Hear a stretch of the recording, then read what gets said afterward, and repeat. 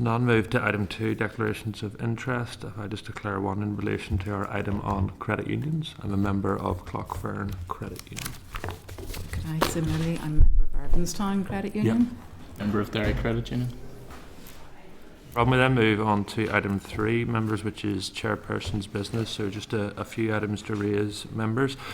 Item 3.1 is an informal meeting that the clerk and I undertook with the Northern Ireland Audit Office yesterday, which the clerk has circulated a summary note of the meeting. Are members content to note? Thank you. Item 2 is an informal meeting with the US Consulate. The committee has received an invitation to meet informally immediately after the meeting with the US Consulate General. Members happy to note and to circulate a note of the meeting to committee members. Thank you. Item 3 then is an informal meeting with the Canadian High Commission. The committee has received an invitation to meet informally on Thursday with a delegation from the Canadian High Commission to discuss economy-related matters. The clerk will, as usual, produce a summary note and will circulate this to members. Members content to note. Item 4 then, 3.4, Ulster University redundancies. Members will be aware of recent media coverage in respect of 450 potential job losses at Ulster University and concerns about the plans for expansion at the Magee campus. Are members content to seek evidence from both the Ulster University and the Department on the proposed impact of these redundancies and potential impact on campuses? Diane. Yeah, thanks, Chair. Could we also expand that to ask, is there any impact on the delivery of the City and Growth deals related to Ulster University? Anyone else on the Sinead?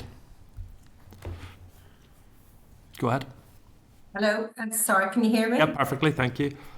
Okay, I think it's really important that we get a detailed briefing from the Minister what actions that she has taken in relation to this announcement and what contingency plans that she is making in relation to higher education and the urgency that and the crisis that the sector is facing.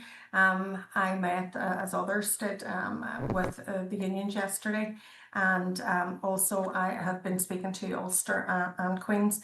Look, this didn't happen overnight. This has been common for a while. But the higher education sector is in crisis, and I don't see any plans for rescue. And the department, the minister, and Ulster University should sit before the committee and see how they plan to resolve this issue. And obviously, in the middle of all of this, we have 108 of those job redundancies are targeted in the HR1 for Magee, and I can't marry up cutting high academic places and jobs in Magee and expanding university student numbers. So what is the plan? Obviously, I know they have to look at the voluntary redundancies that move forward, and there's not any definitive numbers for each of these areas, but quite clearly they're planning cuts right across all of the campuses from their HR1 form, and that is truly shocking. And everybody that works in those campuses now are going to go through a period of real worry and concern for their future. And so we need to hear from the Minister and from the University what are the plans and how are they going to resolve it. You should need Patrick. Yes, well, I think, look, there's obviously a huge amount of concern, and our thoughts first and foremost are with staff in Ulster and their families. And I want to declare an interest as a former student, a PGC student at Ulster, and as somebody who's a close family member, was formerly employed by Ulster as well. There is clearly a wider trend. We've seen 13,000 job losses in Britain. So there is clearly an underfunding by the British government of further education and of higher education. So there is clearly a trend here. In the attendees that you've mentioned, Chair, you've mentioned Ulster and who was the other? Sorry, just the department. So I also think that it would be imperative at this stage that we hear from the union. So I would like to propose that we extend the invite to the union to make sure that the representative body of staff members is heard. With that, Anyone else on this item? So are members content with that approach? Okay, thank you. Then move to item 3.5, barrier busting task force. In relation to AQW 43295, the Minister refers to the Broadband Barrier Busting Task Force, which is set to wind up. The Minister indicated that she is going to ask relevant stakeholders to pursue the outstanding recommendations as the committee contends seeking details of the outstanding broadband connectivity issues and the timeline for their resolution. Members content? Okay. And then finally, members, just in relation to media coverage today, members will be aware that Northern Ireland has been awarded £50 million as part of the UK-wide defence growth deal, which is very welcome news. I'm just keen to try and seek clarity in relation to how that £50 million is going to make its way to Northern Ireland. Is that going to come through the Department for the Economy? Is that going to come through Invest Northern Ireland? Or is that going to be a direct award from HMG to providers and to the sector? So are members content if we seek clarity in relation to that? Okay. We'll then move on to item 4, which is draft minutes. At page 7, you'll find a copy of revised draft minutes of the Economy Committee meeting on the 25th of March. Declan, are you content, sir, with the revised minute? Yes, I am indeed, Philip. Thank you. For raising that last week. And then at page 16 we'll find a copy of the draft minutes from the 15th of April. Are members content that they are a true and accurate reflection also? So we'll agree with a set of minutes, colleagues. Thank you. If there are no matters arising, then we will move to item 6, which is the Credit Union Consultation Feedback. The Department officials will now give feedback on the consultation on credit union reforms and refer members to a number of documents at page 35, 52, 269 and 300. Can I welcome Colin Jack, Lawrence Rogers and Chris Denver to committee today. You're all very welcome, colleagues, and I'm very happy to hand over to you. Okay, thank you, Chair and members of the committee for the opportunity to brief the committee today on the Department's proposals for credit union reform and a proposed credit union modernisation and reform bill. I'm Colin Jack, Director of Business and Employment Regulation Division in the Department. I'm joined by my colleagues Chris Denver, who's our policy lead on credit unions, and by Lawrence Rogers, who's the Head of Better Business Branch, which covers credit unions as well. So the Department has completed an extensive programme of work on credit unions over the past year, including a public consultation on reform proposals, a detailed analysis of responses and a proposed next steps paper, and we've shared that in draft with the committee in advance of today. That work reflects sustained engagement with the sector, regulators and other stakeholders, and it provides a robust and considered foundation for reform. The underlying driver for reform is that the policy and legal framework is no longer fully fit for purpose.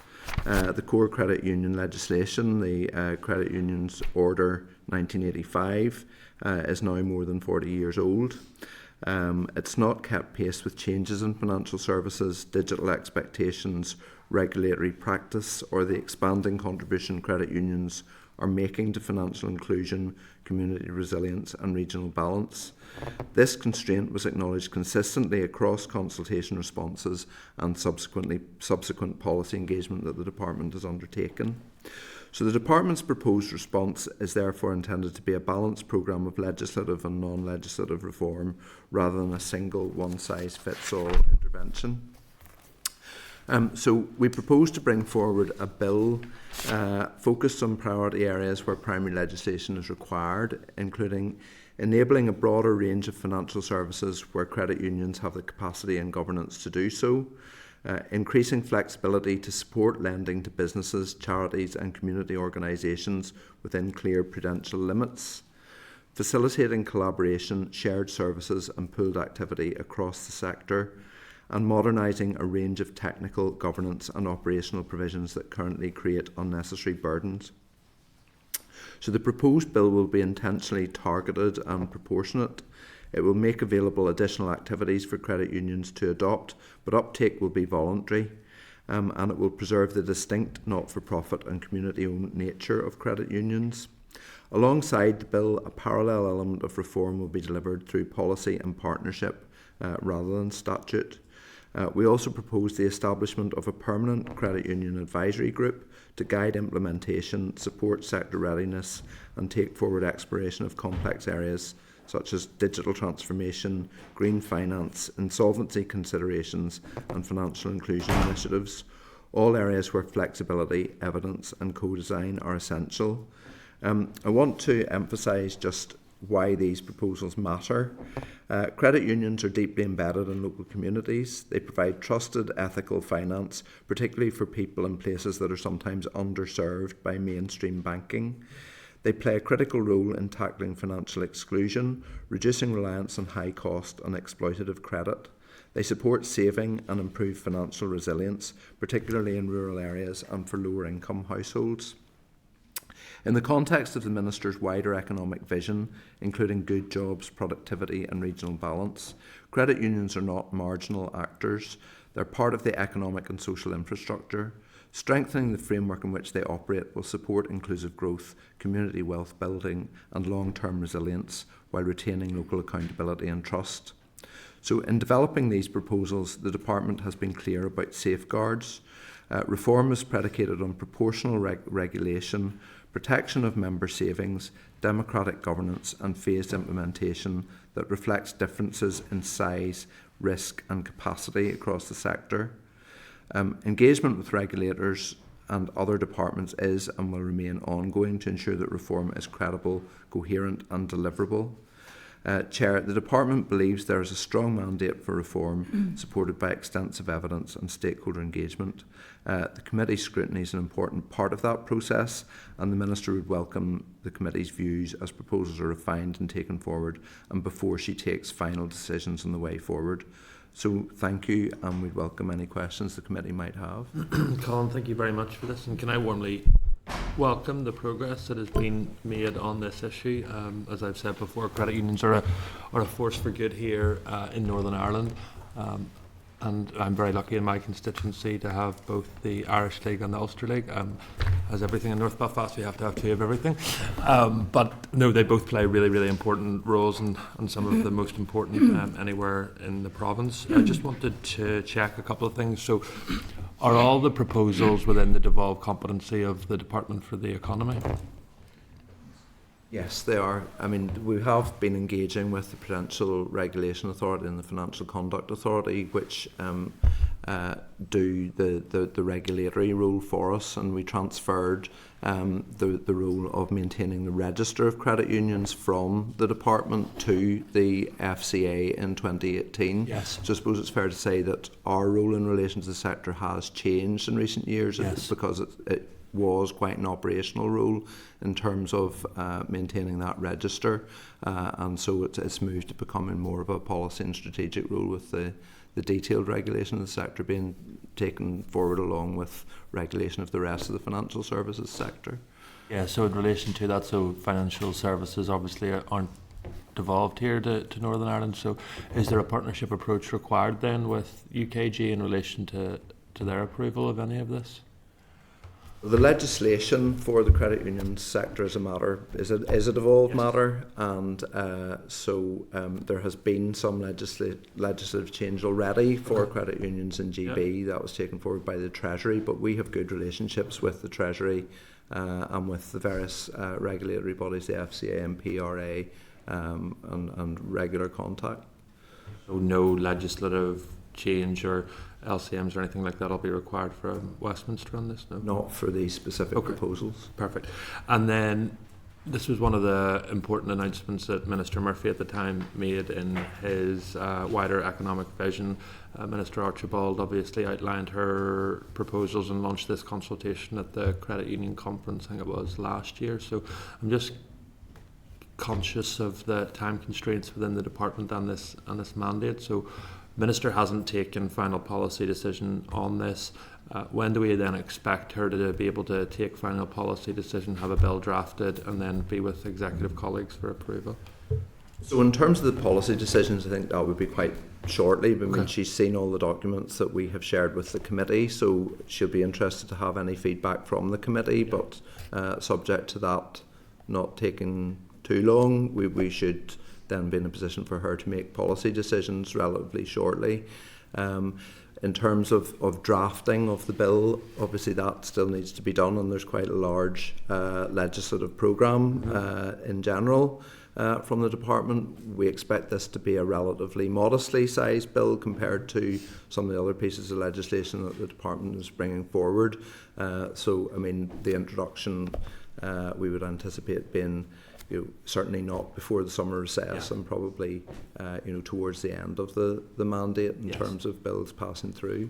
And you think it might be introduced to the Assembly within this calendar year?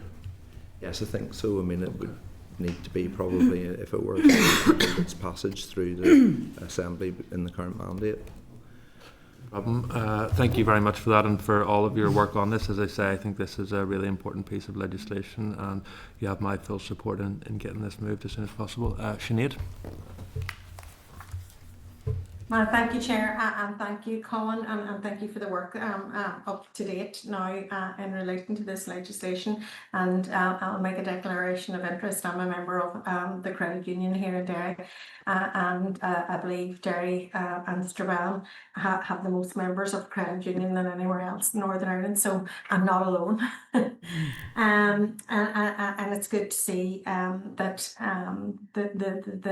the new legislation being brought forward to kind of update it and bring it into line with the rest of the UK. But Colin, can you go into a wee tiny bit more detail on the changes which are being proposed to allow credit unions to pull surplus funds to enable them to invest collectively in social projects like housing and everything else, and what research has been undertaken to examine the difference that such funds could potentially make?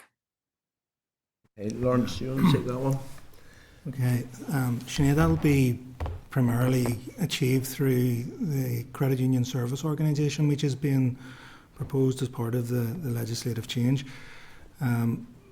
The credit union sector in Northern Ireland is one of the most successful globally, and part of that success is the number of credit union members. So 600,000, approximately 600,000 members here in Northern Ireland, and that's 25% of the adult, or 25% of the population.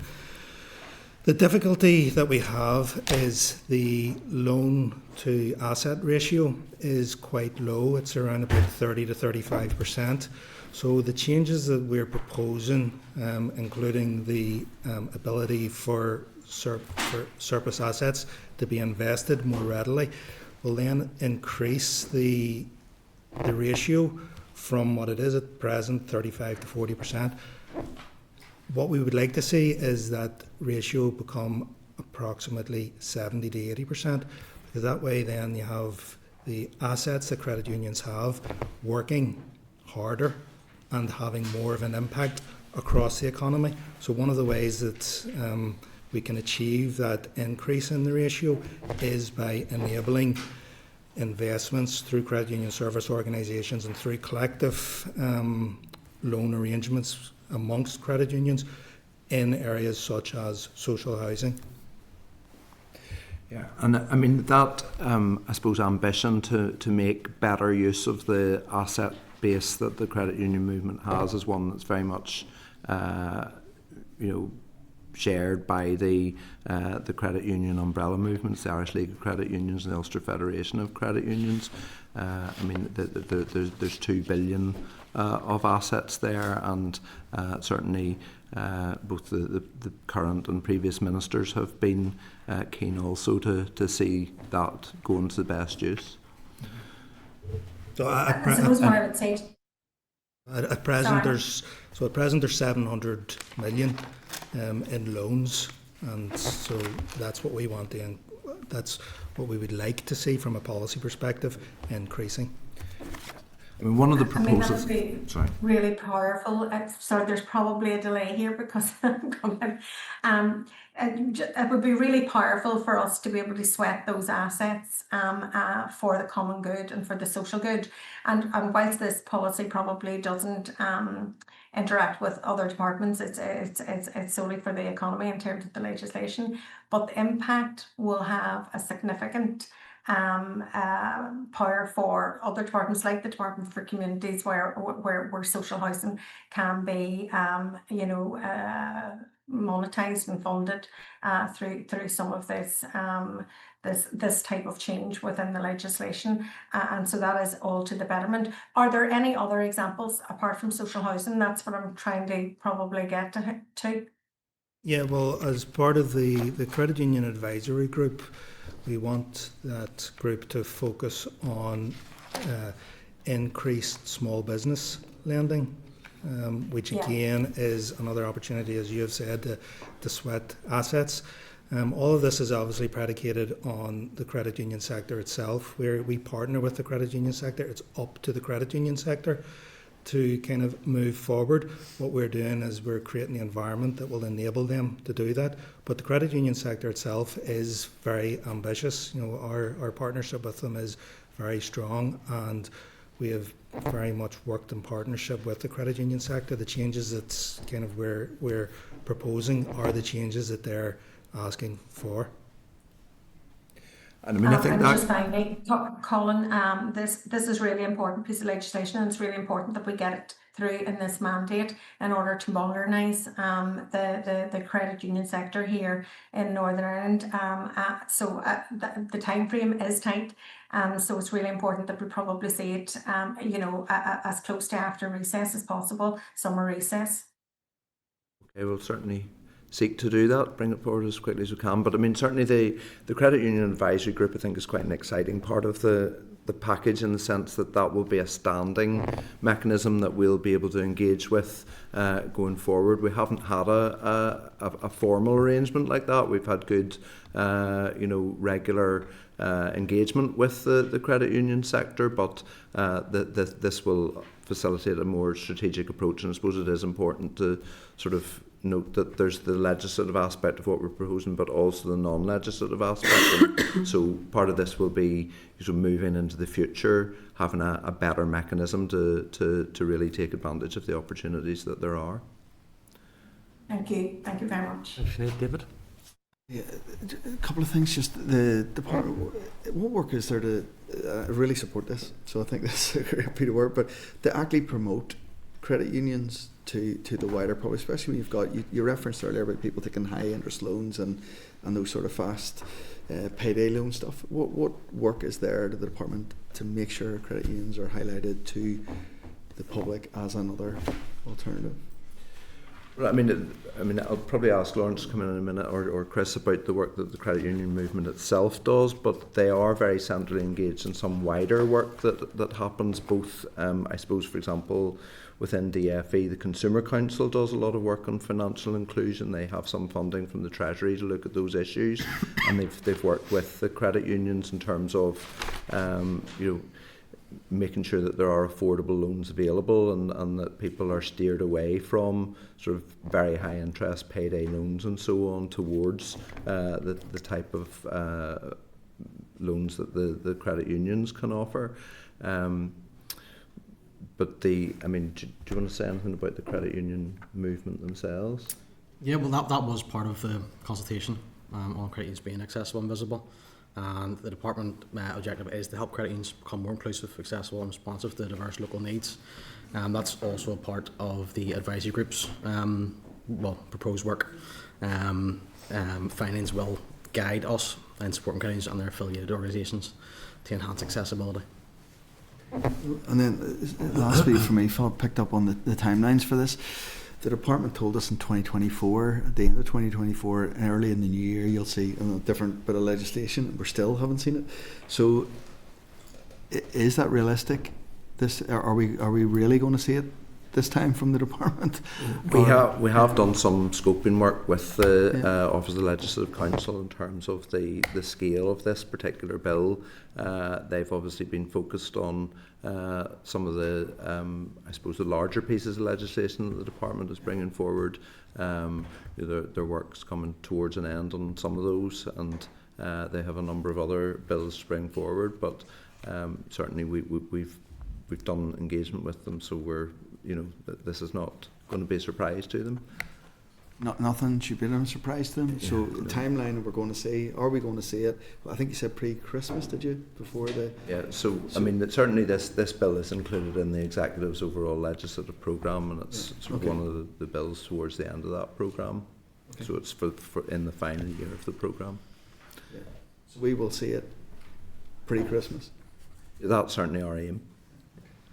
Thank you. Kate?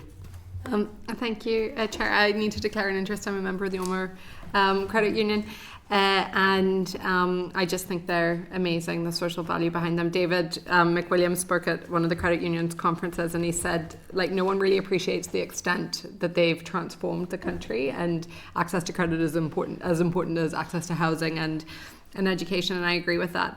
Can I pick up a little bit more, because Sinead was talking about cross-departmental working, and I'm really interested in the Credit Union Advisory Group. That hasn't been set up yet, but it will be. And have you looked at what other department strategies or work will feed into that? Are you at that stage yet, or not quite?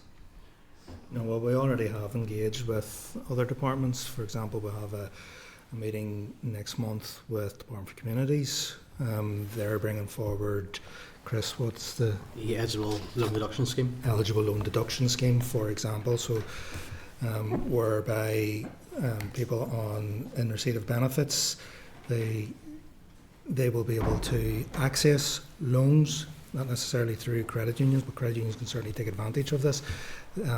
And part of the risk management of those loans is that people in receipt of benefits, if they are in default of their loan, there will be access to their benefits to repay the loan.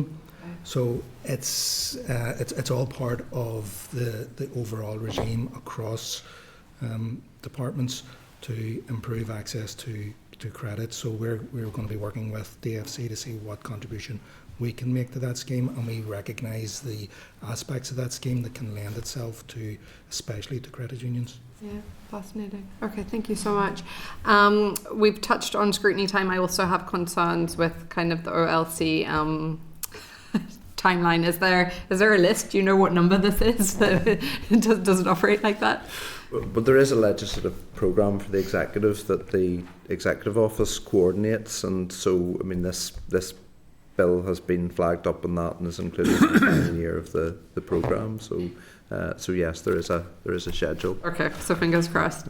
And then the final thing, I'm really interested in cybersecurity, and I just wonder, has there been much discussion around this expansion of services increases risk, and has there been any discussion really around that?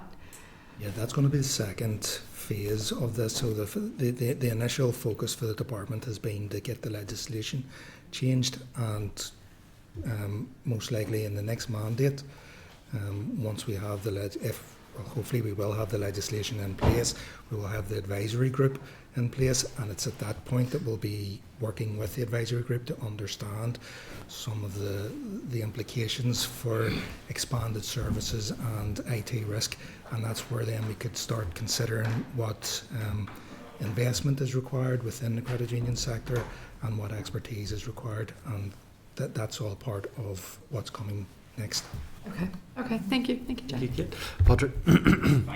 Thanks for your presentation today. There's been a lot of information there already, and obviously welcome this bill coming forward. Hugely important piece of legislation. A few questions from me. I suppose the first one that I'm really keen to understand, and I always ask questions like this with the legislation, as the metrics around it. How do you measure success in this? What do you look at in terms of the relevance? And I suppose particularly to reduce reliance on high cost credit. What are the metrics you're using? How are you going to measure the success of that? The success will be, I alluded to it earlier on about the loan to asset ratio. So at the moment it's between 35-40%. When we see the loan to ratio increase, the loan to asset ratio increase to 60-70%. In America, which has the most successful loan to asset ratio, they hit 85%. The Republic of Ireland, their loan to asset ratio is also relatively low at 40%. So once we see the loan to asset ratio increase beyond 40%, we will know that we're achieving our policy objective of increasing the use and the financial impact of credit union assets. That'll be the key. You do that incrementally, or how often do you do that? How often do you the credit union sector itself provides that information, and then that information is also provided by Treasury, which monitors these types of environments, and then the prudential oversight would also capture that type of information. But I mean, we would expect to get any data like that on an annual basis to allow tracking of progress. So you get it on an annual basis rather than, you wouldn't get quarterly or anything? It would have to be the annual basis that you would get it on? Yeah, there isn't an awful lot you can influence from kind of one quarter to the next. This is a much longer term, because, for example, the importance of the credit union service organisations and actually being the vehicle through which some of the larger loans may materialise, they will not be established until, first of all, the legislation's in place, and then the credit union sector itself has to take the next step, whereby they feel comfortable in actually investing their members' assets into a credit union service organisation. Well, that's useful to understand. And I suppose the second point for myself then is around smaller credit unions. The support that they're going to receive, obviously there's going to be enhanced governance around this. What support is going to be offered and how can they be supported on this? We haven't got any concrete proposals at the moment, but we do appreciate the fact that the credit union sector is very diverse. So there are some huge credit unions with absolutely fantastic resources behind them, and there are other credit unions, some of which are simply a few people on a Friday evening in a church hall, and we need to cater for all of those credit unions. Part of some of the proposals are, for example, loan referral. At the moment, it's difficult for one credit union to refer a member to another credit union for a loan or for a service. So as the expansion of services progresses, part of our proposals are that loan referrals will be easier. So some of those smaller credit unions, they can maintain their very local footprint, but they could perhaps tap into some of the other services that are provided by larger credit unions without actually losing their membership or the kind of community focus that they have. And that's definitely an important element of it. I think that's a hugely important element. But the governance around this is going to increase for each credit union. So I suppose what's the department going to do to actually support that delivery on the ground? Well, part of the initial discussions around advisory group is that the advisory group are going to be the experts that understand what are the governance requirements and education. The credit union sector is already very good at educating, the credit union representative bodies, the Irish League of Credit Unions and the Ulster Federation of Credit Unions are already very good at representing the interests of their members, including the provision of training for oversight. So because we're working kind of so closely with both of those umbrella bodies who represent the vast majority of credit unions in Northern Ireland, we're very confident that the changes will be kind of managed very straightforward. That's good, and I suppose just from the feedback that I've been getting, it's been positive. Are you receiving any feedback that is not so positive? Are you receiving anything that kind of concerns you or that you can adapt at this point to try and reflect what's coming back, because what I've heard certainly from speaking to credit unions has been positive and overwhelmingly so. Yeah, well, I suppose the negative, the only negative, and it's kind of a matter of perspective, is because the credit union sector is so, and it's evidenced in this room, it's very much cherished institution, and some of the feedback that we have received is leave well alone. You know, it's kind of done its job up to now. So we are very conscious of the fact that it's credit union sector itself that we're facilitating to move forward. So we're simply facilitating the changes that the credit union sector itself want to make.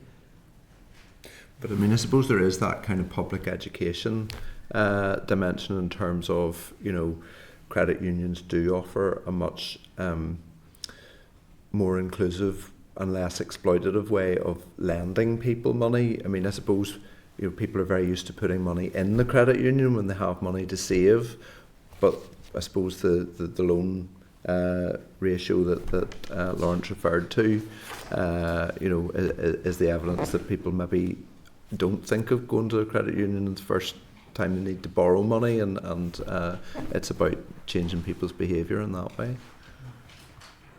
Do you get any sort of geographical breakdown on that? Because I know, like, just anecdotally, when I bought my first car, I went straight to the credit union. That was the first place that I went, and that's the first place that most of my friends and most people I know at home will do as well. So is there a geographical sort of difference in this?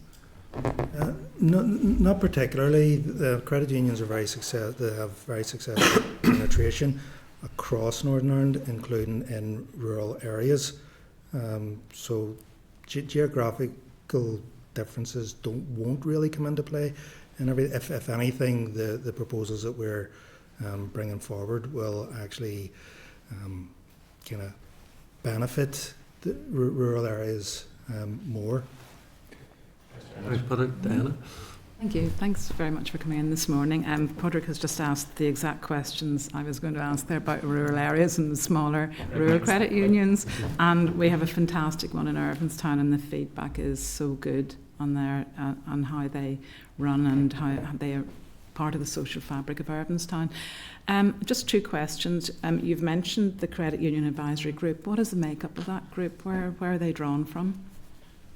It's going to be a representative from the Ulster Federation of Credit Unions, a representative from the Irish League of Credit Unions, and then subject matter experts. So one particular area that we want to bring a subject matter expert in about is small business lending, and we haven't fully fleshed out the makeup and membership of the advisory group, but we also envisage an academic member, and at this stage we haven't finalised where else. But the two really important members are going to be a representative of the Ulster Federation and a representative from the Irish League of Credit Unions. And just, you know, reaching further into that rural area, those boards consist of volunteers, and it would be essential that they have the regulatory training, but it's also whether they are prepared to take on the added responsibility, the risk that's attached. I think that's fundamental. The second point I wanted to ask is the credit unions give their profit back, they divide their profit back. In terms of bigger corporate lending and anticipated return on that, does that filter back into at community level in terms of a dividend back to savers? It will, because how that's most likely going to work is through a credit union service organisation. So a number of credit. So any individual credit union is unlikely to want to be exposed to a large one-off loan. So a number of credit unions will be able to pool their resources and perhaps invest in an investment vehicle that's in turn should generate a return, and that return will then filter its way back to each of the individual credit unions that have made that initial investment in that vehicle, and ultimately then it becomes a return and a dividend for the members of the individual credit unions. But the beauty about it is smaller credit unions can also have a proportionate involvement with it. And where it has worked really well, in the Republic of Ireland, for example, there are some really fantastic loan vehicles for the farming community. So a large piece of farming machinery, as you would appreciate, can cost up to £2 million. No one credit union is going to want to lend £2 million because it's too much of a risk for that one individual credit union, whereas an amalgamation of credit unions through a credit union service organisation could quite comfortably make that investment, which again is of benefit for the wider community. Thank you very much. Thanks, Chair. Thank you very much indeed, Diana. That's all the questions on this issue that I have. Though, Colin, it would be remiss of me not to take the opportunity while you're here just to seek an update on the employment rights bill. So the Minister updated the House yesterday that it was her anticipation that the bill would be completed drafting next week. I'm just wondering if that's still the case. Yes, that's certainly the expectation. Okay. Nothing has changed since yesterday, I don't think. So. And in relation, the Minister then mentioned in relation to publication, so is her plan when the drafting's finished then to publish the bill? Well, obviously she needs to take the bill to the executive. Her comments seem to indicate in advance of executive approval she would publish the bill. Well, I mean, we need to sort of finalise the handling, the detailed handling arrangements with the Minister, but yes. The process is she takes it to the executive. Okay. Well, can I just check finally, what's the long title of the bill? The long title is in the process of being drafted. The Office of the Legislative Council have given it a short title, the Employment Rights Bill, yes. But that's something that's done at the very end of the process of drafting the bill. So the bill will have a long title this week. As of right now, it doesn't. Okay. So. Perfect. Thank you, colleagues. Really appreciate your time and effort as always. Sorry, just like separate on that, I found that a really detailed and useful briefing. So thank you. Sometimes we make comments when we find it frustrating, but that was very good. Thank you. Thank you very much. Much appreciated. So, Chairperson, is the committee therefore content to write back to the Department indicating that it welcomes and supports the anticipated legislation, recognising the diversity of the credit union movements, the importance of financial inclusion, and that whatever changes are made will mitigate any risk, provide necessary support, and maintain the sort of local footprint and local character of credit unions? Is that roughly where the committee is? Yep. Members content? Yep. Okay, thank you.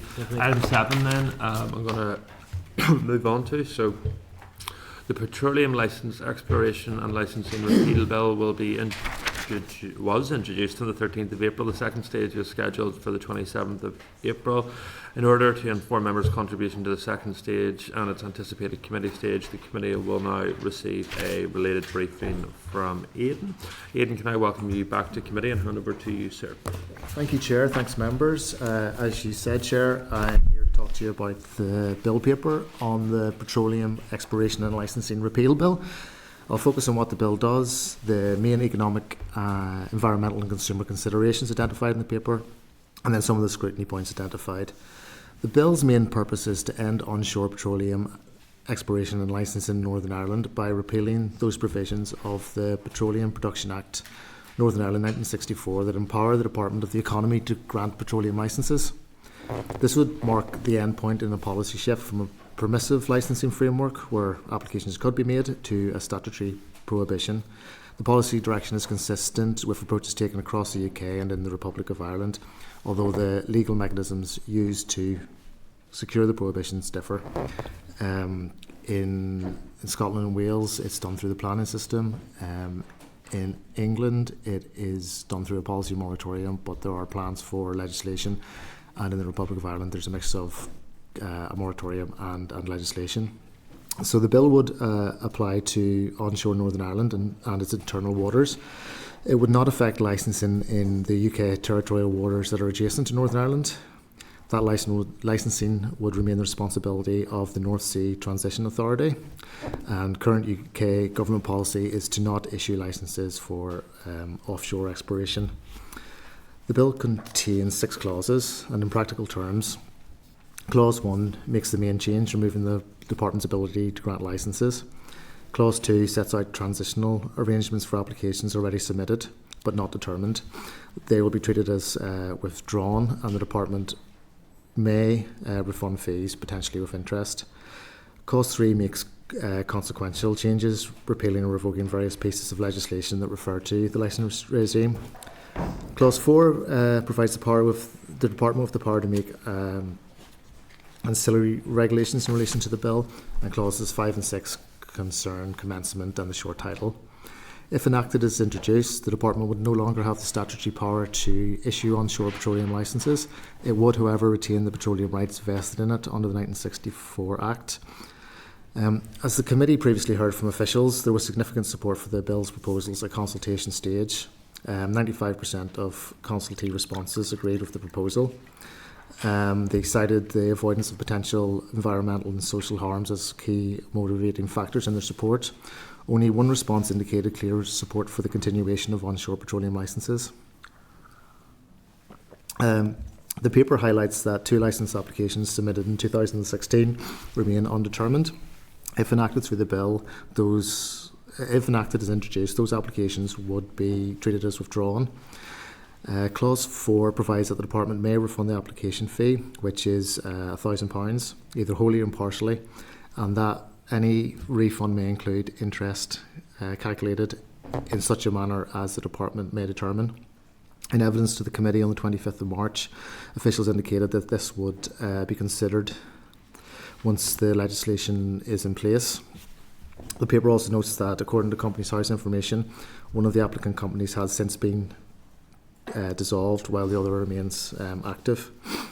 I'll turn briefly then to the bill's potential economic, environmental and consumer considerations. A key evidence resource in this is the 2021 Hatchery Generous report commissioned by the Department.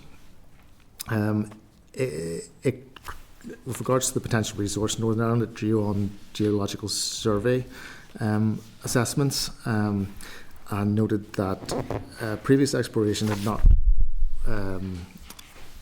discovered any commercially viable resources, and ultimately the available resource in Northern Ireland was uncertain, and this uncertainty is reflected in similar studies in Scotland and Wales. The Hatch report also modelled development scenarios and the potential economic impact of those, and concluded that even in a high development scenario, the economic impacts, including impacts on GVA and employment, would be relatively modest in the context of the wider Northern Ireland economy and the energy sector. Again, similar conclusions were drawn by comparable assessments in Scotland and Wales. The bill's AFM states that the bill will align with Northern Ireland's climate commitments and energy strategy. The Hatch report identified moderate adverse environmental impacts across most onshore development scenarios, with major impacts identified under the high development scenario. Conversely, the no development scenario was assessed as having no additional environmental impacts. Other studies cited in the paper identified similar potential effects of onshore exploration in other jurisdictions, such as effects of water, air quality, waste, noise and traffic, while they reached different conclusions on the extent to which mitigation and regulation could manage such risks. The bill's been introduced at a time of global energy price volatility. The committee previously asked the Department about the impact onshore exploration could have on mitigating against such volatility.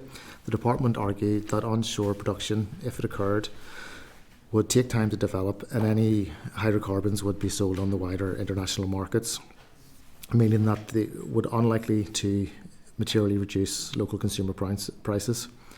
Similar arguments have been made by the UK government when defending its approach to onshore and offshore exploration, and the Hatch report concluded that Northern Ireland was unlikely to see a US-style price effect because it would not achieve comparable economies of scale. The paper also looked at the possible public purse considerations from the bill. The explanatory and financial memorandum states that the bill would not place an additional burden on the public purse, and the evidence cited in the paper broadly supports this as a reasonable assumption, because the bill will remove a power that has not been currently used due to existing policy moratorium. That said, there The paper identified potential costs in two areas. First, relating to the potential refund. This is the most direct cost, but it's likely to be relatively small. As I mentioned, the bill would allow DFE to potentially refund existing applications their application fee of £1,000 each, plus interest. The power is discretionary, and the method of interest is left to the department. Method of calculating interest is left to the department. And as noted, one of these companies has since been dissolved according to Companies House data. The second area of potential costs relates to any potential legal challenge because of the policy shift. And the paper also notes that maintaining a permissive regime could in itself generate future public costs linked to the licensing itself, regulation and policing if development activity were pursued. So to conclude, the paper raised some scrutiny questions that the committee may wish to get answers to as it considers the bill. Those questions included: why has the department chosen a statutory prohibition rather than continuing the moratorium or relying on the planning system as other jurisdictions have? Under what circumstances will the department refund application fees under Clause 2? Will it do so in full or in part? And what methodology will be used to calculate interest? And what is the department's assessment of the likelihood of legal challenge? And what mitigations does it have in place for that if it does occur? So thank you, Chair. I'm happy to take any questions you have. Thank you very much. Aidan, just a couple of points for me, so covered them. So this puts into legal fitting the current moratorium that is in place and has been in place for some considerable time. The last active applications then that were received 2016. Yeah, so 10 years ago.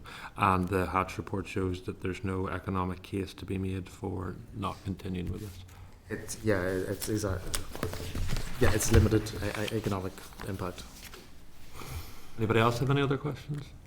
No? Okay, perfect, easy. Thank you, sir. Much appreciated. Okay, members, we're going to move. You don't have any follow-up on that, right? No. Okay.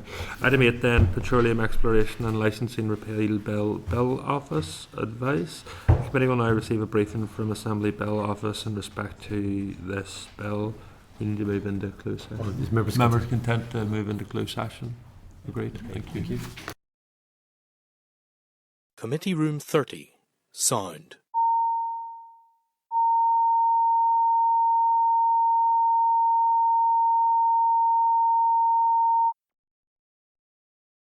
Committee Room 30.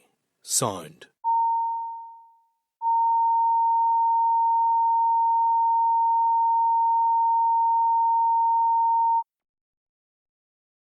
Committee Room 30. Sound.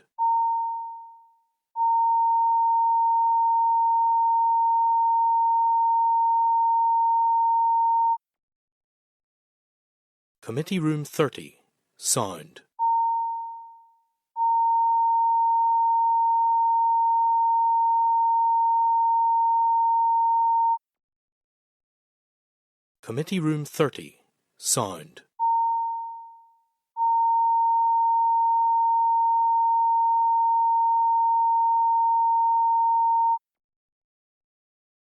Committee Room 30. Sound.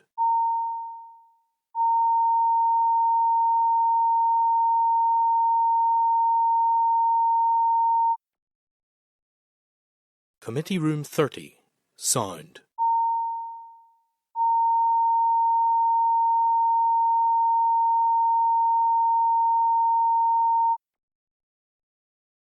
Committee Room 30. Sound. Committee Room 30. Sound.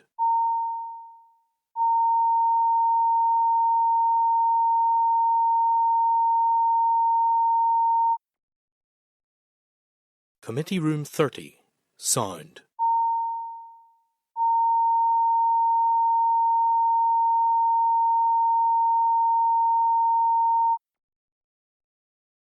Committee Room 30. Sound.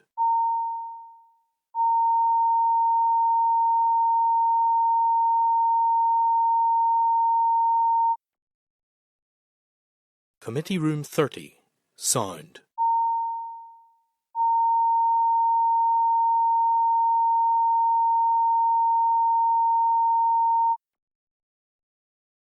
Committee Room 30. Sound.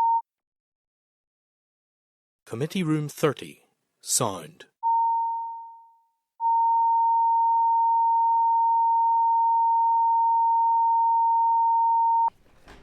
Okay, members from the public now. Okay, we now reopen the public session and move on to item 10, which is Utility Regulator Support for Decarbonisation Preparation Bill, and we're having departmental evidence. The committee will now receive evidence from departmental officials, which will help inform members' contribution to the second stage of the ER Support for Decarbonisation Preparation Bill, which is scheduled for the 28th of April. Refer to the Clerk's current note at page 416. And welcome Anne-Marie McConnell, who's Head of Energy Strategy and Corporate Services, and Paul Skillen, Head of the Energy Bill team of the department. Colleagues, you're very welcome, and hand over to you. Good morning, Chair, members of the committee. And as you say, I'm accompanied by Paul Skillen, who heads up our Energy Bill team in the department. And I'd like to present a brief update on the Utility Regulator Support for Decarbonisation Preparation Bill. And then we'll be happy to answer any questions that you might have. When we last attended the committee to discuss the bill, we provided an update on a public consultation exercise that had been undertaken.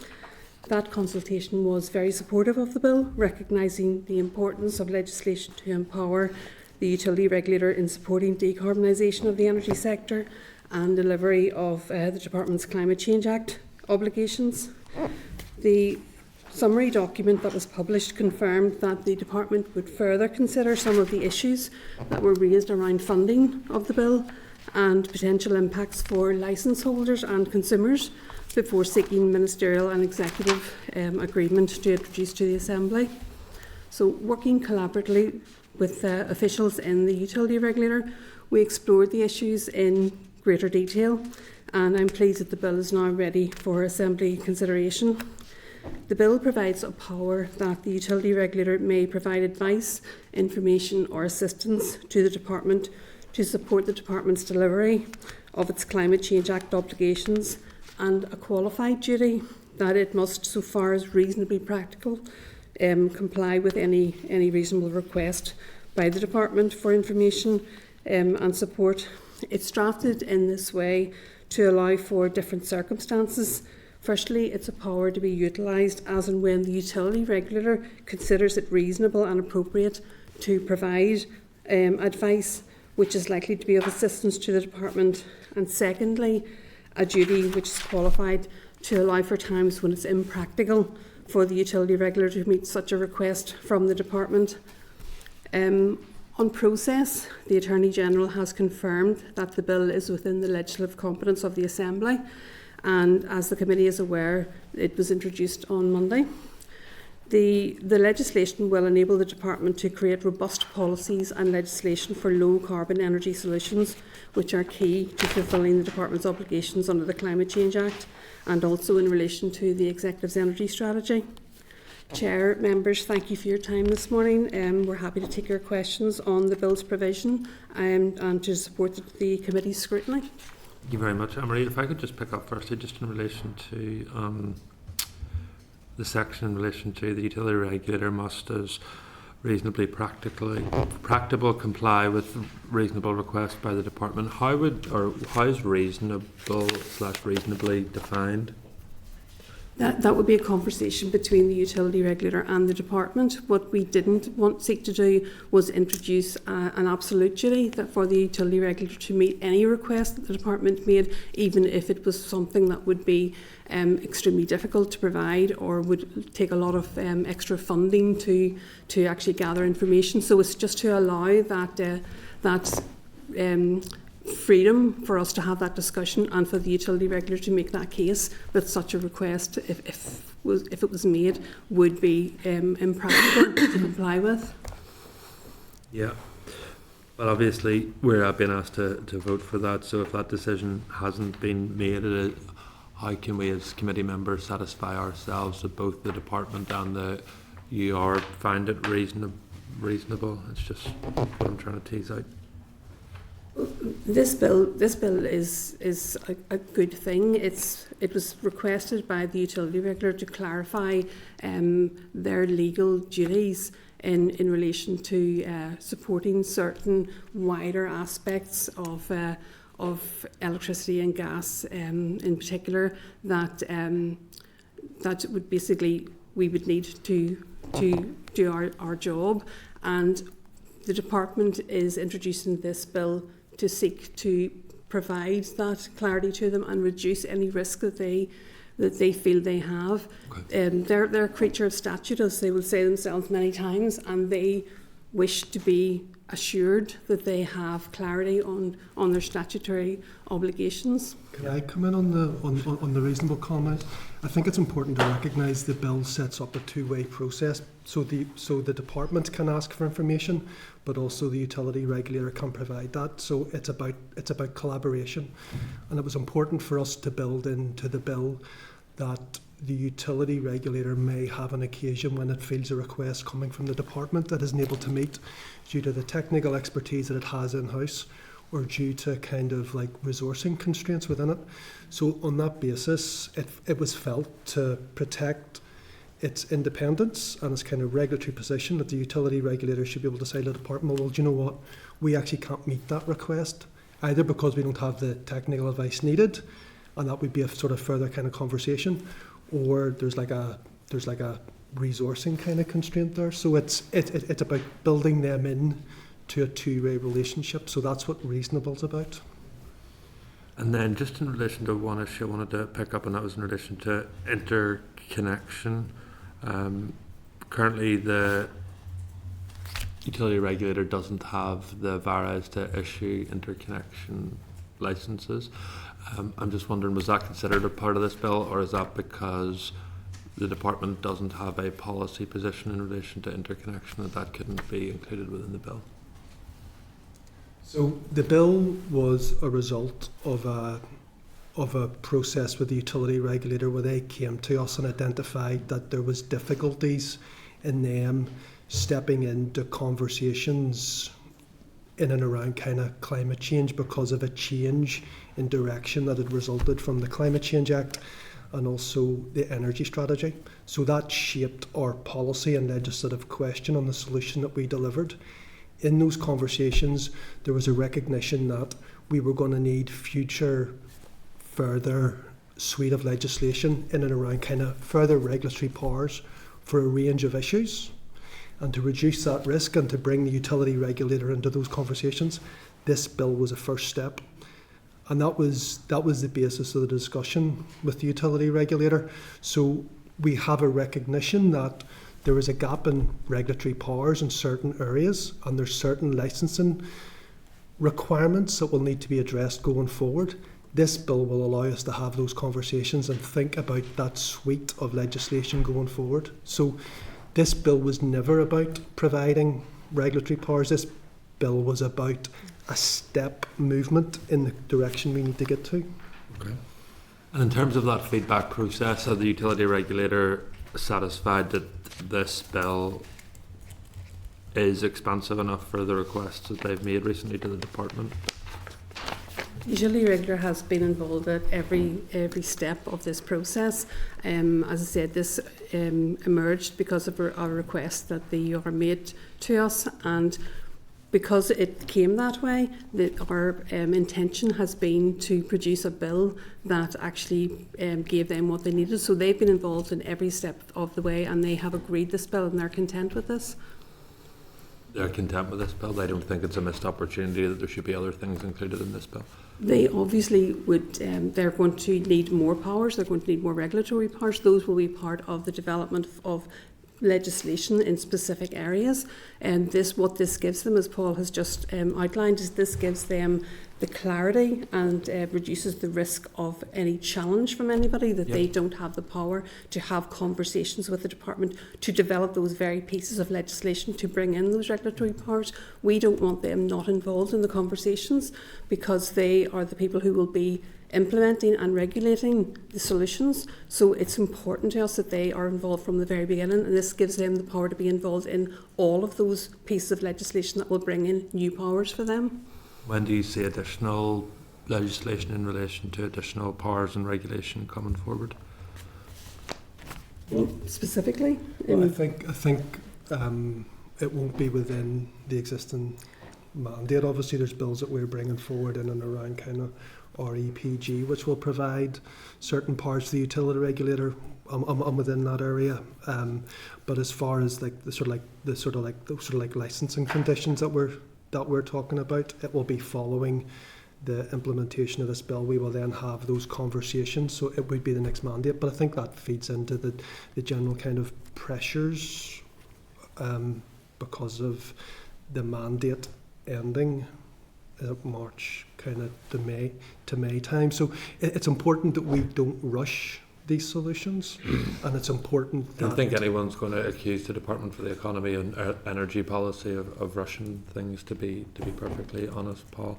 I just want to then finally check in relation to departmental advice. So this is for the Department for the Economy, but the Climate Change Act predates my time, but that was DERA, no?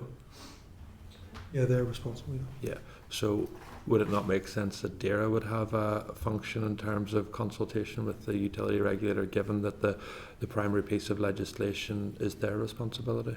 I suppose it's, once again, it goes back to the policy question that we were asked, which was in and around the energy sector, because I'm the Minister for the Economy, has responsibility for the energy sector, and there's already structures in there where we would provide advice to other departments and kind of like analytical services and that. So this is a solution that allows the flow of that information through the responsible department. Just for example, so when we had the issue in relation to power station outages at the end of last year, the additional run hours had to be approved by DERA, not by the Department for the Economy, and the utility regulator were involved in that. So would it not make sense, if that scenario was to develop again, that the utility regulator had the powers to advise directly to the Department for Agriculture, Environment and Rural Affairs, rather than using the Department for the Economy as the vehicle in which they have to report through? That's not specifically within Paul or I's expertise, that area, but my understanding is that the Department and Energy Group were very much involved in coming to that solution. So I feel it was entirely appropriate that the utility regulator was involved in that conversation. No, Our people were very much involved right through that process. No problem at all. David? Yeah, thank you, Chair. I chuckled that they don't rush these solutions, because honestly I haven't seen any movement, never mind rush, on anything that's come from the department within energy. So you talked about a step movement, and the utility regulators talked about 12 other areas, or 12 areas that they would like powers on, and they haven't got. Offshore's one of those. So what's the next step? Well, I've had discussions with the head of legal, and kind of and we've come to an agreement that this is the kind of the step forward. Following that, this is the first step. You talked about this with step movements. So what is the plan? What is the next step after? Well, following that, it's about setting up kind of engagement forums that the utility regulator is involved in, because it has the power to provide that technical advice that we need, having those relevant policy officials involved in it, and that's sort of feeding in to that policy process, and then a consideration of what legislation we need to make that happen. So it is about a process. It's about getting them in.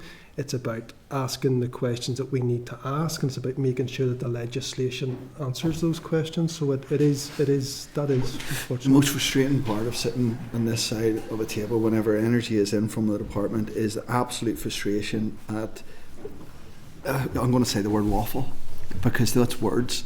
Why has that not happened in the last 2-3 years? Why is that not happening now? There is a range of policy conversations happening. There are consultations. There is a policy being worked up.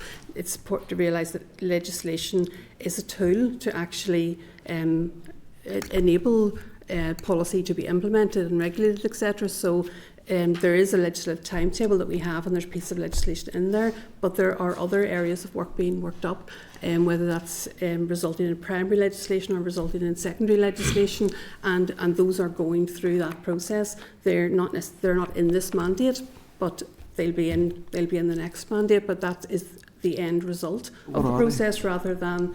What are they? That's the end result of that process, and it's important to realise that this bill today that we're talking about is one that is going to enable the utility regulator to be part of those conversations to make sure that policy and legislation is robust. Okay. It's also important to remember that legislation is only one solution, so you can have a range of kind of solutions to do what you need to do. You heard any solution other than one on the thing? That's what I'm asking.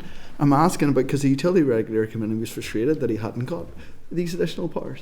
So if he's saying that, and then the department are telling us, well, we're going to have a conversation, that honestly, genuinely is not good enough as a response back that we'll potentially talk about it at some point. I want to know what it is. We aren't here today to brief on the process of other policy areas. Those policy areas are working through. There is a legislative timetable for this mandate. There will be more legislation then in the next mandate. What this bill will do, this bill is a good thing. It will enable the utility regulator to be a much fuller part of those conversations and make sure that that legislation, when it comes down the line, is robust and that it's something that can be implemented and regulated. They also have a lot of expertise and analysis and information by virtue of the fact that they have access to suppliers' information, etc., which the department quite rightly doesn't have. That means that we need their expertise, we need their advice as we're developing that policy. Two other things, I'll move on to that. Has the department got the capacity to actually take advantage of that advisory? So you're given the utility regulator advisory function. Has the department, because every time we've been, they keep telling us that they haven't got the resources within energy. So has the department actually got the resource itself to be able to make use of what the utility regulator, that new advisory function? I think anybody would say if they had more resource, they could do more. We prioritise our resource to actually tackle the issues that we think are the highest priority. Energy is very complex, it's also very interdependent, and the difficulty is we can't choose a couple of areas to concentrate on and leave others behind, because that would mean that we end up with solutions we can't implement. So we are doing our best to manage our resource to make sure that all those pieces work together and that we are making progress. Does the department have the capacity to make use of the advisory function of the utility regulator? Absolutely, it does. We collaborate daily with the utility regulator. We have a very good working relationship with them on lots of different policy areas, and this will only help because the utility regulator does provide advice and expertise and analysis, and this will mean that they have the confidence that they're not going to be challenged on stepping outside of their powers. And last for me, interconnection policy, when are we going to see that? I can't answer on interconnection policy, I'm sorry. I'll take that back to the relevant policy area. So I wasn't at the event last week or 2 weeks ago, but there was an event here with one of the developers who's £1 billion of investment to do an interconnection to Scotland. They report back and they're saying they haven't had any consultation whatsoever from the head of energy within the department. No communication at all.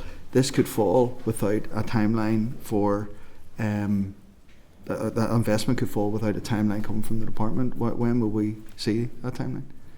I know that interconnection policy is being worked on. The department regards it as very important, and we're making progress. I can't give you a specific update. I apologise for that. I can only take that back and provide you with more information afterwards. Yeah, it is vital actually for energy security in the future. We need that interconnection, north-south and the Scottish one. Can that come back? Can I ask that we get that information that we go through? Thank you, Chair. Deputy Chair. Thank you, Chair, and thank you both for being here. Earlier in this meeting I was tasked on behalf of the committee to do a wee bit of work around promotion of engagement around this bill, and just whenever I was looking at it, just with it being so short, I actually thought I didn't have it all, and I had checked online to make sure, it was just this one page. So just in terms of it being so short and so limited, and the Chair had touched on it potentially being a missed opportunity, are we expecting to see a number of amendments coming through from the Minister, or is this the bill that we're expecting to be bringing through the course of it? This is the bill, and the utility regulator have told us there's a gap in their powers that they want to see fixed, and this is setting out to achieve that. and that does not mean that there won't be a raft of other legislation then coming forward which will be informed by the powers that the utility regulator have under this bill. This bill is a very specific, meeting a very specific need, which is to give the utility regulator the confidence that they have the powers to actually work on the full range of issues that affect the duties of the Department on climate change. Okay, yeah, and it's just with that, it'll be interesting to see the way that it progresses, because there's so many things around energy. You know, other members, you know, have spoke to some already, and I would expect, following the engagement, there probably will be a lot of amendments coming forward, because I do think, you know, it has been a bit of a missed opportunity. There's drafted legislation brought here, and it's just this simple application of it. But we'll see how it progresses, and look forward to engaging with you further on it. But thank you very much. Okay, colleagues, that's all the questions I have. Can I, on behalf of the committee, thank our officials for their work on this. And we as a committee understand we do have hard-working civil servants, and you all are that. But we continue to press that the Minister prioritises resources within her department to ensure that we get to grips with this energy issue, because to date progress has not been where it needs to be. But that's no slight on any individual here today. So thank you very much. Can I come on just quickly before we finish? I do think the scope of this has been very specific, and I think that the department are working very clearly on a specific scope. So while we might want to discuss everything that's part of energy policy, that isn't the remit of what we're doing here today. The remit here today is to look at the specific piece of legislation. Does it answer the gap that the utility regulator have identified? Yes. Does it do that? Yes. So I think that we're going on the territory that is well outside the scope of this bill. I think as a committee we would be better to focus on that, to actually welcome the fact that a strong piece of legislation is coming forward, as has been mentioned, at the request of the utility regulator. Let's have a broader conversation about it, but let's actually try and prioritise the work that's getting done and welcome this bill going forward. There are 8 pieces of legislation being brought forward under our economy minister. That's compared to 1 in the previous 10 years.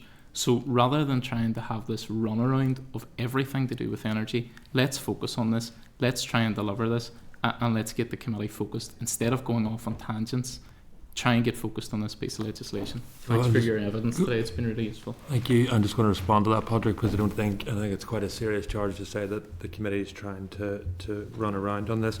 The utility regulator are on the record to this committee saying that they are dissatisfied with this bill. It's not me saying that, that's the utility regulator. It's the job of this committee not just to welcome legislation, Patrick, but to scrutinise and to look at it. And it's a one-page piece sorry, I didn't interrupt you, Patrick, so I'd appreciate if you didn't interrupt me. Well, you continue to interrupt me every other week, Chair, so... Are you finished? Sorry, I am finished, but please don't try and be rude. You've been rude to officials. You're not going to be rude to me. So you interrupt me every other week. Do not be so rude to me or to other members of this committee. So, are you finished? You're being really ignorant. I'm not being ignorant. You really are. Patrick. So I would ask you not to do that. So when I speak, you don't interrupt me. I didn't interrupt you, Patrick. So if you just I'll let you colleagues go, because you don't need to be part of this, but we'll continue that. So thank you very much for this. Thank you very much. So the job of this committee, Patrick, I don't need to be told the job of this committee. No, but this committee doesn't need to be told what to do by you either. Mr. Honeyford is perfectly entitled to raise any issue that he wishes at this committee. I facilitate you raising issues and any other member raising issues at this committee. We just had the head of energy policy here. It's our job to raise any issues that we want. David?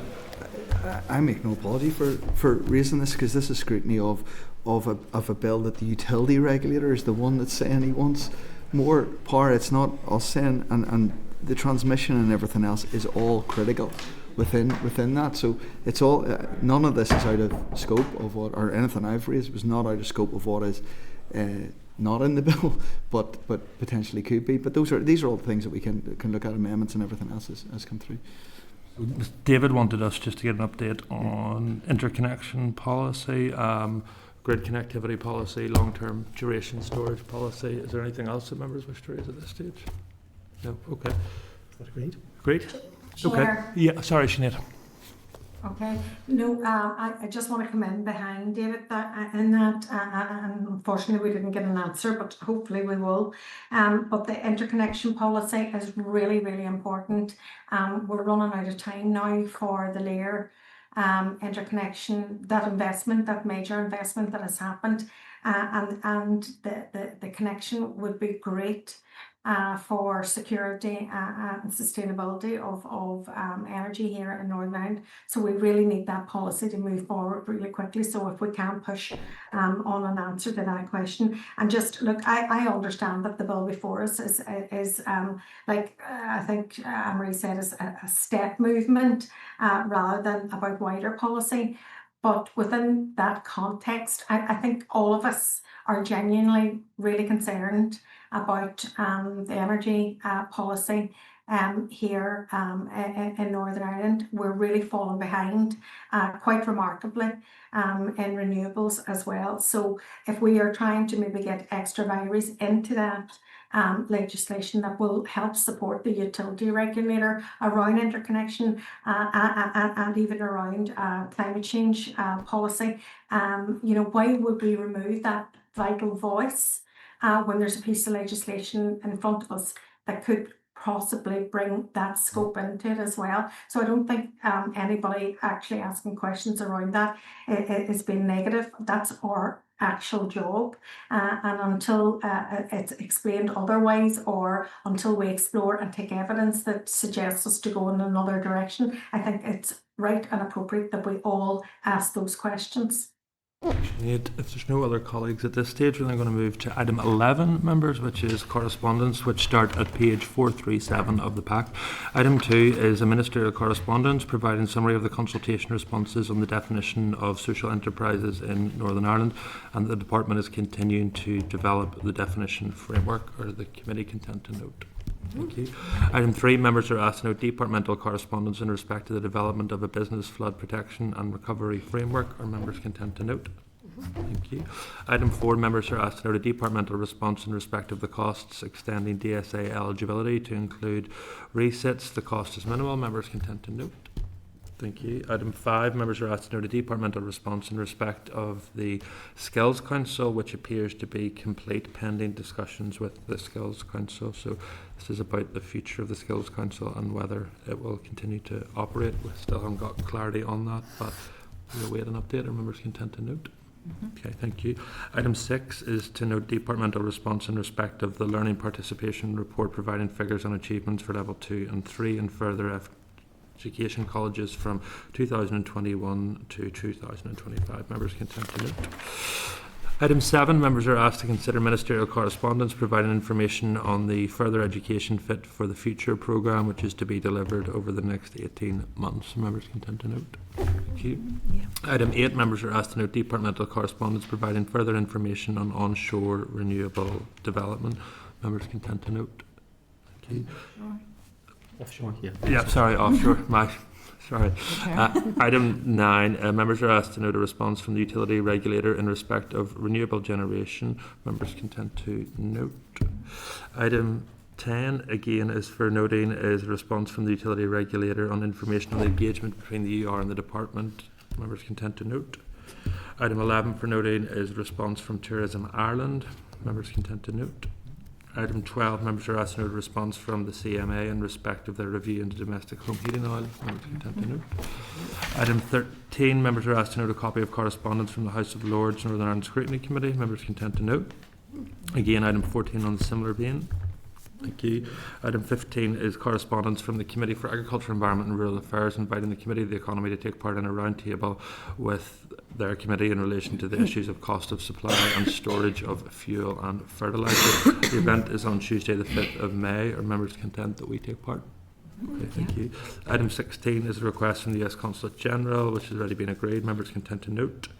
Item 17 is correspondence from the Public Accounts Committee providing a copy of previously considered correspondence on energy matters. Members content to note.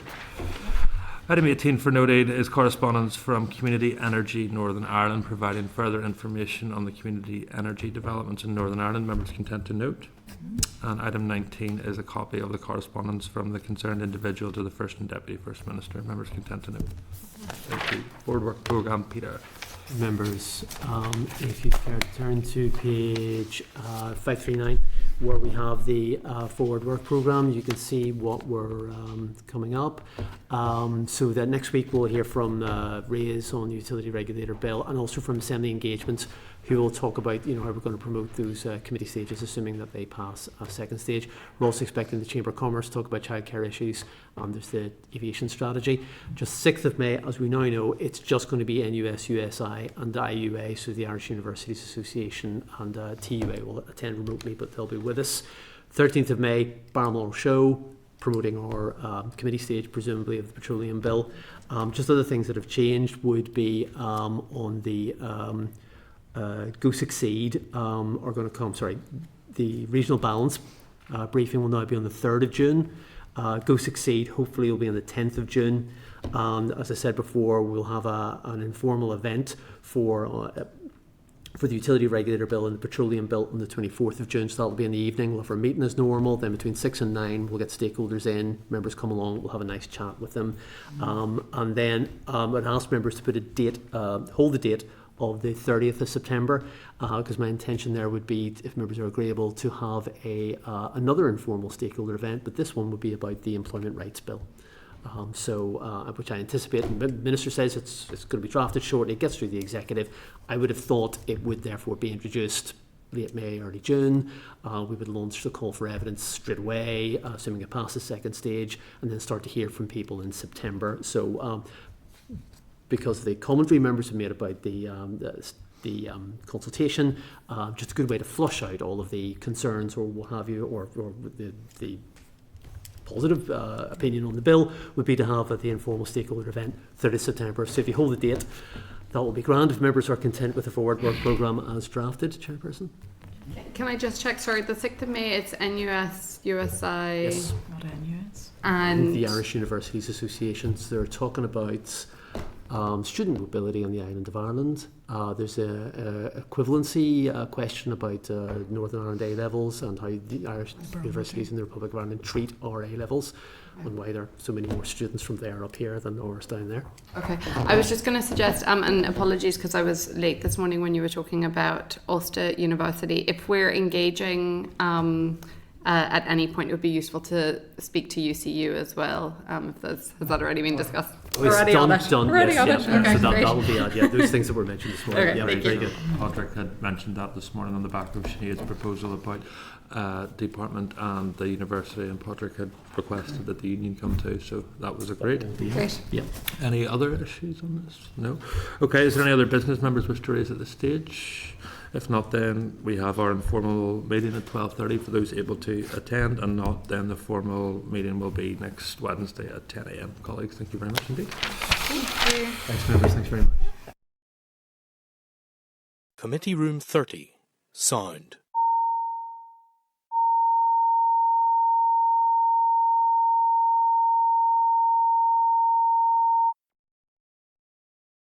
Committee Room 30, Sound.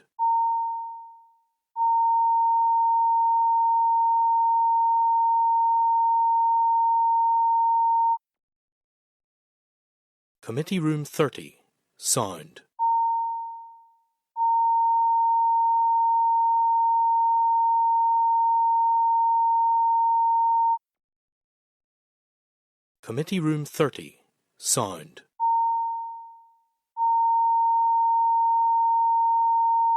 Committee Room 30, Sound.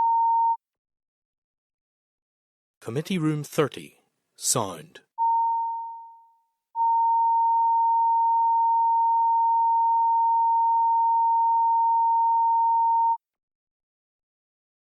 Committee Room 30, Sound.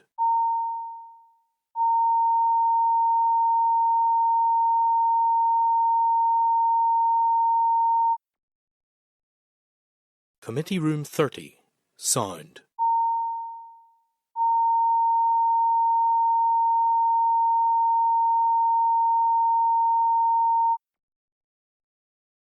Committee Room 30. Sound.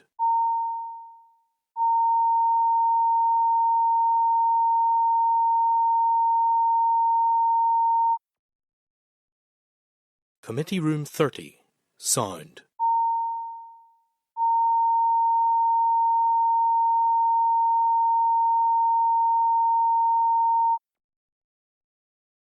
Committee Room 30. Sound.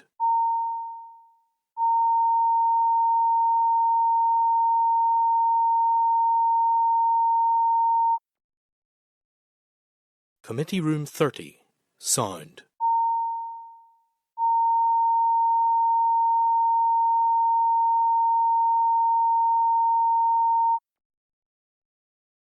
Committee Room 30. Sound.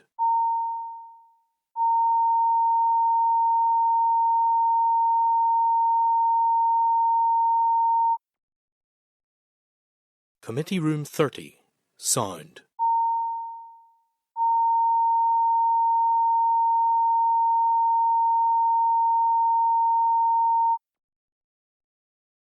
Committee Room 30. Sound.